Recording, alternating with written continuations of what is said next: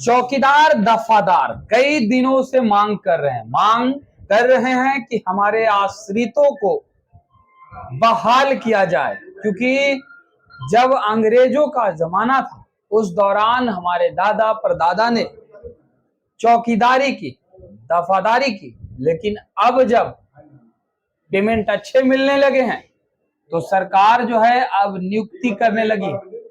ये स्वीकार नहीं है।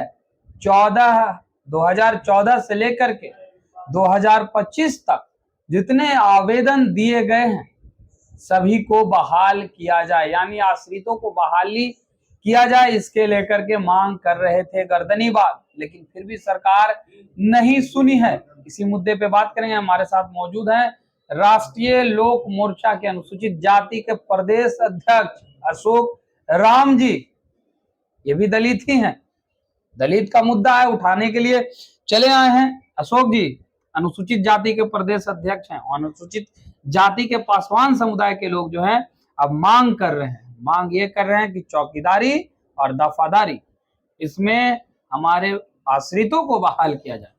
क्या कहेंगे? देखिए, सबसे पहले तो चौकीदार और दफादार में सिर्फ एसी ही नहीं है, और भी समाज है जो अत्यंत पिछड़े थे, उसको भी बहुत सारे लोगों उसमें रहे हैं, वो रहे। देखिए, एक समय समझना होगा लोगों को, जो मांग लोग कर रहे हैं, आप वो जो मांग कर रहे हैं अपना बाल बच्चा को देख लें। पहले की जो प्रक्रिया थी बहाली के, कि किसी तरह से कोई आदमी थोड़ा सा जानने वाले, जो गांव घर के जानने वाले व्यक्ति हो गए, उनको थाना में रख लिया जाता था कागज चौकीदारी करने के, क्योंकि लोगों को नाम उम जानता था। तो उस समय कुछ नहीं था, पढ़ा लिखा लोग नहीं थे, पढ़ा लिखा लोग नहीं, जो भी थे मैंने फिटनेस भी नहीं था, लेकिन फिर भी उनको रखा गया, क्योंकि उसमें की परिस्थिति ऐसी थी। लेकिन आज की परिस्थिति है, आप समझ लीजिए कि जो भी आपकी वैकेंसियां हो रही है तो योग्यता के अनुसार, हर एक रिटायर भी करता है या एक्सीडेंट में बेचारे की मृत्यु हो जाता है नौकरी काल में, तो उनको बच्चों को भी नौकरी मिलता है तो योग्यता के अनुसार ही। अगर बाप उसके फादर या बाप किसी का मृत्यु हो जाता है, तो अगर A1 क्लास के नौकरी अगर कर रहे हैं उसके फादर, तो बच्चा अगर मैट्रिक किया हुआ है तो उसके बाद उनके फादर के पहले उनको नौकरी नहीं दिया जा सकता है योग्यता के अनुसार। तो आज जो सरकार जो कह रही है कि योग्यता के अनुसार मैं दूंगा, तो कहाँ दिक्कत है? अरे वो लोग उस वक्त कार्य किए हैं जब 1 रुपया 2 रुपया मिलता था सरकार में, अंग्रेजों के जमाने में, उस वक्त से कार्य करते आ रहे हैं। उस वक्त क्यों नहीं करते थे बाकी लोग? पासवान लोग को ही इस चीज के लिए क्यों डिप्यूट किया जाता था? कितना रिस्क है, इस चीज को आप लोगों को समझ में नहीं आया? ये बढ़िया से समझ में आया है। एक बात समझ लीजिए कि पासवान ही समाज का माने तादाद ज्यादा है, लेकिन और भी जाति उसमें जो कि